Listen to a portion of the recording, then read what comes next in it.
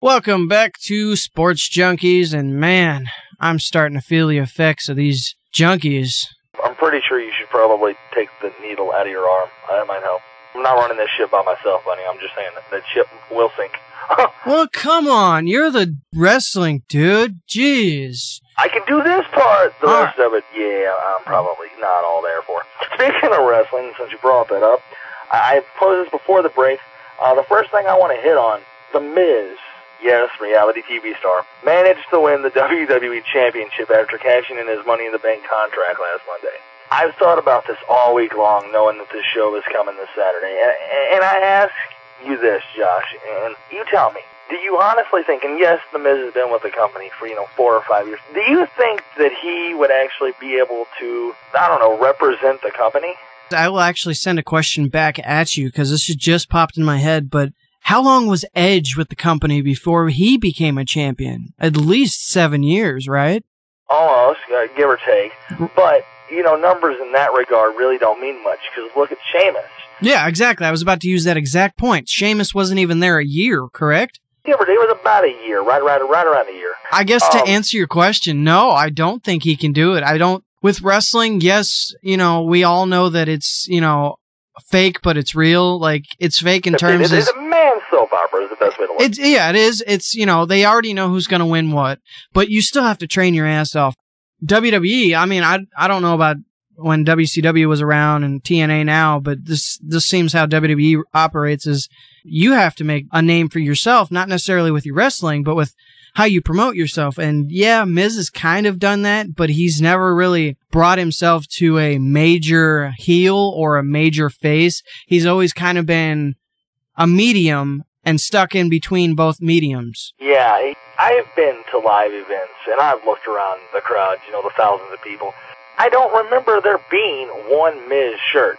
Granted, yes, there was, a Miz sign here and there telling him to shut up like everybody wanted. But he, as a wrestler, I don't think he's there. He doesn't have the people refer to as the it factor.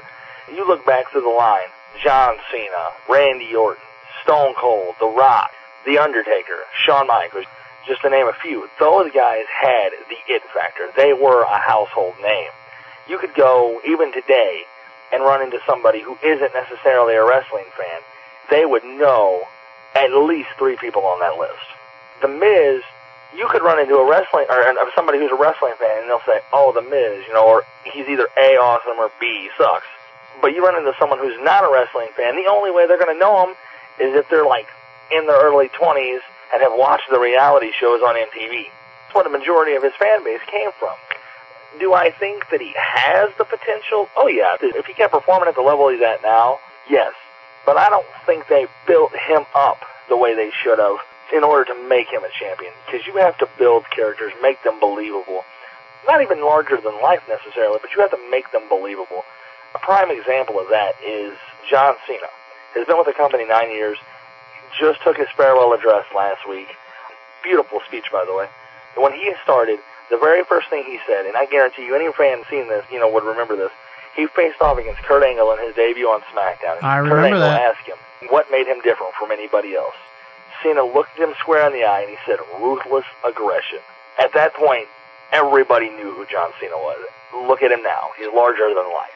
I just don't think that The Miz is there. I don't think he's ready to be at the main event level. I don't know what they were thinking putting the belt on him personally. I'm hoping that they will somehow get it off of him soon, because Orton, without a doubt, is the man right now. And Orton having that title, everybody bought tickets to see it. You're not going to like what I'm about to say, but I don't think that if Cena leaves, I don't know if this actually is for real or not, but if Cena leaves, I don't think they have that name, that face of the WWE like they've had with Stone Cold, The Rock, John Cena, because I don't think Orton is that. I don't. I think Orton could be that, but every era, Attitude Era had Austin, the original era had Michaels and Taker. This era's man is John Cena, and if he goes, I don't truly believe he is, I don't know, they will lose that face of the WWE. The Miz, I don't think he's ready. I think he could be if they kept building him, but I don't think he is at the moment.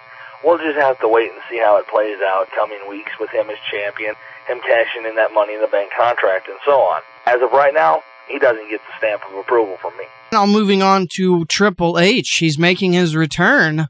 Kyle. It's about damn time, if you ask me. Since June, he's been out with a combination of things. Another knee injury.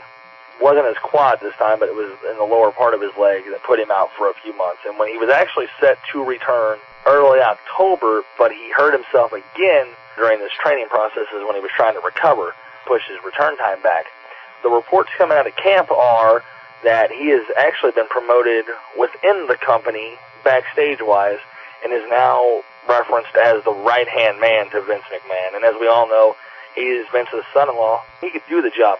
But the question I pose here, do you think he can juggle this behind-the-scenes job that he now has as being Vince's right-hand man and a full-time on-camera act? Or do you think one of those performances will suffer because he's giving all or more of himself to the other position?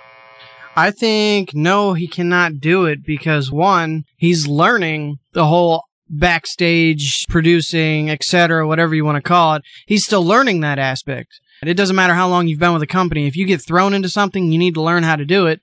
I personally don't think it's going to affect Triple H's in-ring performance because he's mastered that. He's the king of kings. But I don't think he'll be able to do both jobs. I think eventually they'll pull him back out of the ring. Honestly, I would be completely fine with that. My favorite Triple H is when Shawn Michaels is with him. He's just the funniest, I think, when he's with Shawn. Why, that is, DX was one of the best tag teams ever created, without a doubt. Listening to your argument, I'd have to say I disagree. He's been with the company, you said God knows how long, and I know I'm not God, I don't think. If I remember this correctly, he's been with them for going on 15 years. It was early 95, I believe, he started.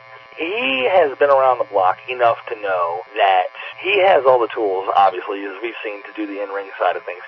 But I think he has the wherewithal and the knowledge to be able to do the backstage stuff and juggle them both effectively. His hardest task will be doing his backstage duties from the road. Because as we know, they're on the road, 268 days a year. That might take a toll on him if he continues to try to juggle them. I'm honestly looking forward to his return, though, because I am just one of those big wrestling geeks that just want to see him kick the holy hell out of Sheamus. I think I'm looking forward to his return, so we'll see what happens. As far as, my topics of the week, I'll look at it like this. I don't agree with The Miz being champ, but I do think Triple H could mix both of his duties together and perform them effectively. Obviously, my co-host here, while agreeing with me in terms of The Miz, and I don't really know anyone who wouldn't, he does disagree with me in terms of Triple H and making the return. I got a little bit of a note coming through the headset here. I think you forgot something, buddy. Yeah, I might have forgot to tell you guys about Thursday Night Games. Hey, this is our first show. I don't think people are going to be too agitated. He screwed up a little bit. The first Thursday night game of Turkey Day, which, by the way, was delicious. I had an amazing turkey. It was New England at Detroit. Detroit actually started out winning the game until the second half, which Tom Brady went crazy and decided to throw 4 touchdown passes. But the Lions lost. Sadly, nothing new. 45-24. Ouch. And I hate New England, so... At least he's honest, guys. I was kind of upset that Detroit blew that game. New Orleans at Dallas, which we kind of touched on this earlier. Drew Brees and the New Orleans Saints recovered from blowing a 17-point lead by marching 89 yards for a go-ahead touchdown with 1:55 left, pulling out a 30-27 victory over the boys on Thursday.